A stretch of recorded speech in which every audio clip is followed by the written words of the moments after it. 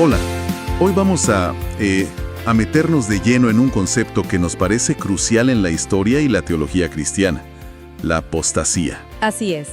Vamos a usar textos clave, como 2 Tesalonicenses, capítulo 2, para ver ciertas señales que, desde nuestra perspectiva, marcaron un antes y un después en la iglesia. Exacto. La idea principal que queremos compartirles es esta. Estamos convencidos de que el apóstol Pablo nos dejó advertencias muy claras. 2 eventos clave antes del regreso de Cristo. Ajá. Primero, una gran apostasía, un alejamiento, ¿no?, de la fe verdadera. Sí, un abandono. Y segundo, la aparición de una figura, bastante oscura, el hombre de pecado.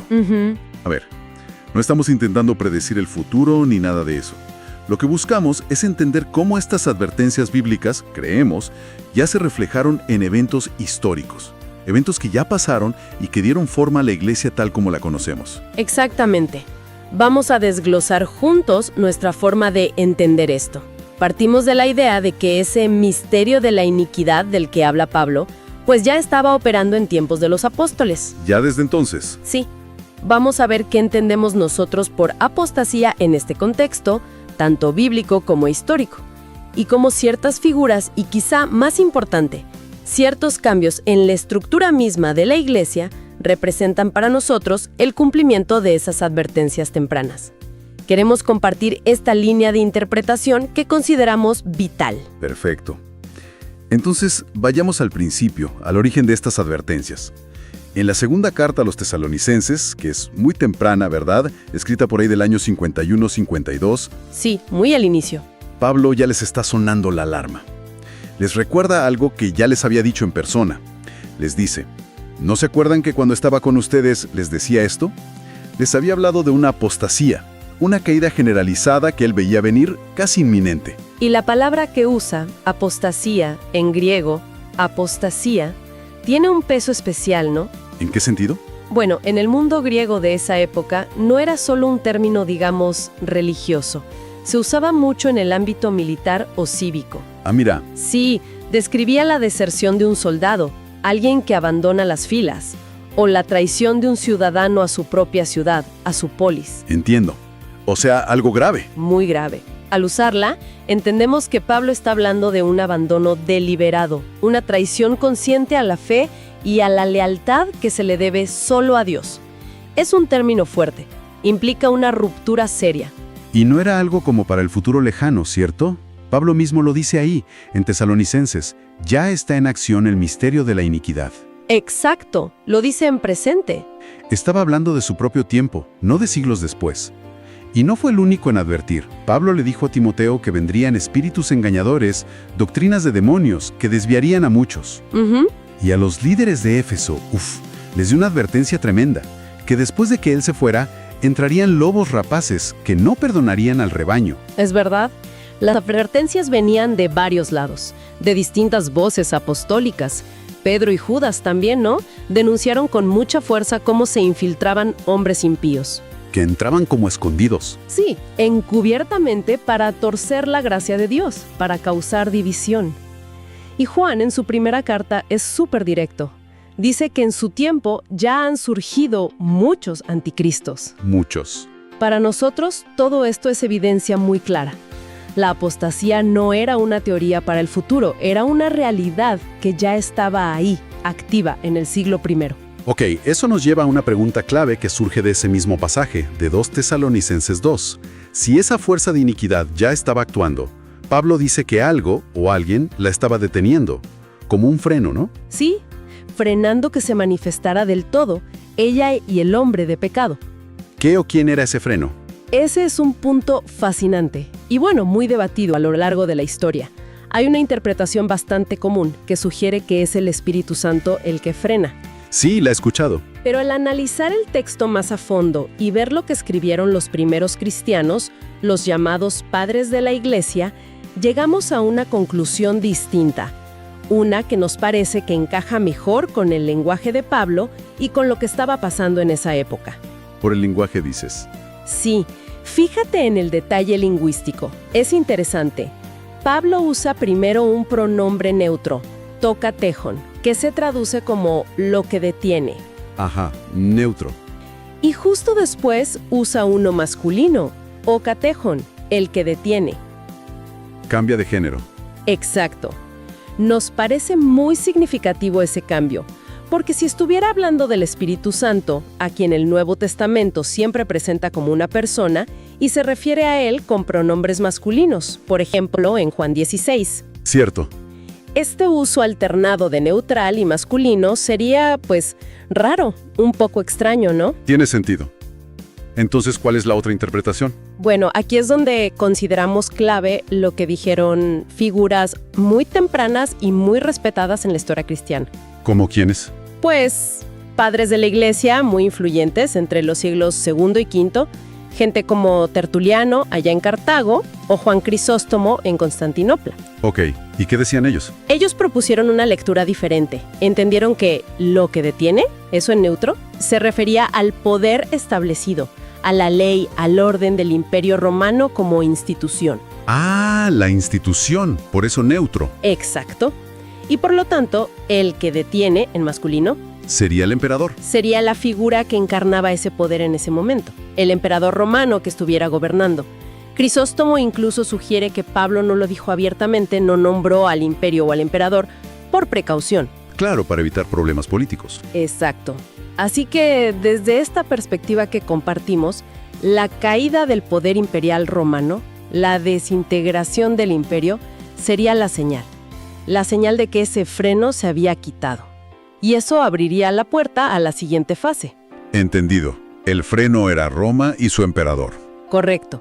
Y una vez que ese freno desaparece, digamos con la caída del Imperio Romano de Occidente, ¿cómo se manifestó esa apostasía de forma más clara, más visible? ¿A qué te refieres? Creemos que se hizo evidente en un cambio fundamental, un cambio dentro de la propia estructura de gobierno de la Iglesia. Un cambio estructural. ¿Cuál específicamente? Observamos una transición. Se pasó de un modelo de liderazgo que el Nuevo Testamento describe como plural, ¿no?, con un grupo de presbíteros o ancianos que gobernaban juntos, colegiadamente, cada comunidad, Ajá, varios líderes. hacia un sistema de gobierno unipersonal. O sea, la aparición de un único obispo principal que empezó a concentrar la autoridad sobre una iglesia o incluso sobre toda una región. Un solo líder al mando. Exacto. Y consideramos que este modelo jerárquico, con una figura humana tan preeminente, choca de frente con las advertencias que hizo Jesús mismo en Mateo 23, versículos 8 al 12. Ese pasaje es fuerte. Fortísimo. Es un pasaje clave donde Jesús les dice a sus discípulos: ustedes no quieran que los llamen rabí, porque uno es su maestro, el Cristo, y todos ustedes son hermanos. Hermanos iguales. Y sigue: y no llamen padre suyo a nadie en la tierra, porque uno es su Padre, el que está en los cielos. Ni sean llamados maestros, porque uno es su maestro, el Cristo. Para nosotros, esto es una instrucción clarísima contra la idea de una jerarquía religiosa basada en títulos y autoridad humana. Y es que esa figura de un obispo único, lo que a veces se llama obispo monárquico, que gobierna una iglesia local él solo, pues no la encontramos así en el Nuevo Testamento. No está descrita ahí. Ahí siempre se habla de presbíteros, en plural, supervisando las congregaciones. Este modelo de un solo obispo al mando empieza a aparecer y a fortalecerse recién a partir del siglo II. Y ojo, que no es solo nuestra interpretación.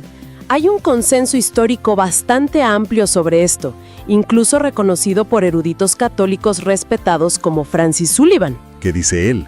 En su libro De Apóstoles a Obispos, señala que iglesias súper importantes como Alejandría, Filipos, Corinto e incluso la misma Roma, es muy probable que siguieran siendo guiadas por un colegio de presbíteros, por un grupo, durante bastante tiempo después de los apóstoles. O sea que el modelo original duró un tiempo. Sí.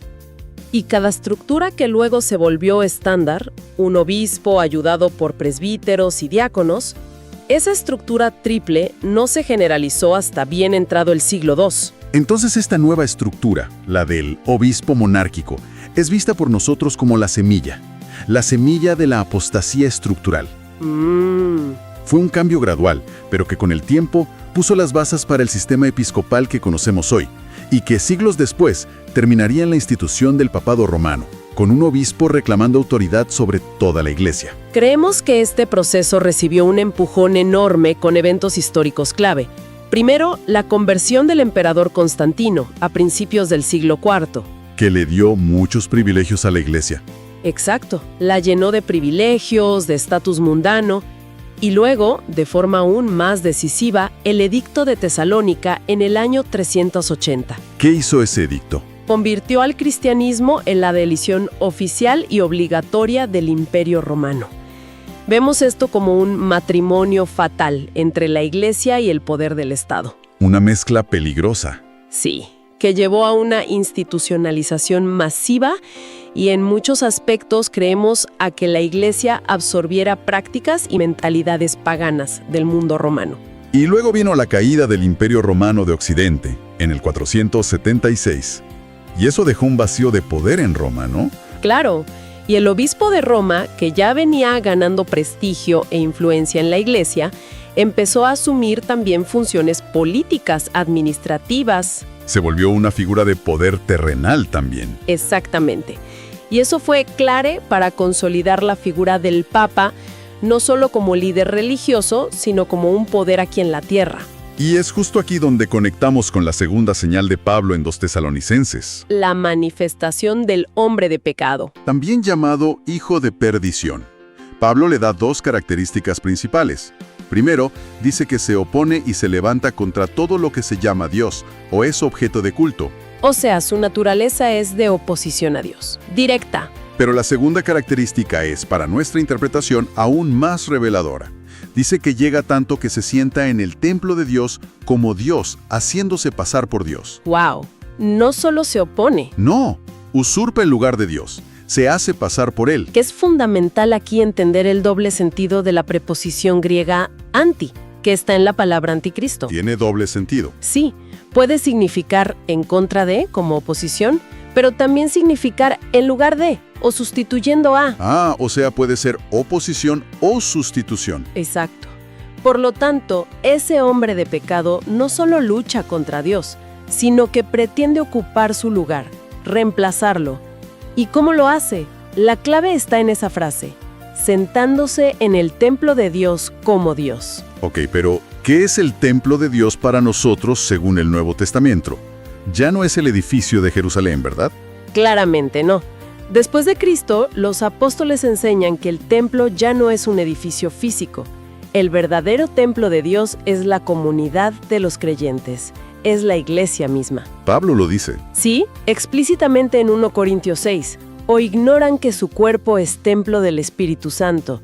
Y en 1 Timoteo 3:15 llama a la iglesia casa de Dios, columna y baluarte de la verdad. Entonces, si el templo es la iglesia, la comunidad, ¿cómo entendemos eso de que un hombre se sienta en el templo de Dios como Dios? Fue evolucionando hasta ser el Papa en una posición de autoridad suprema.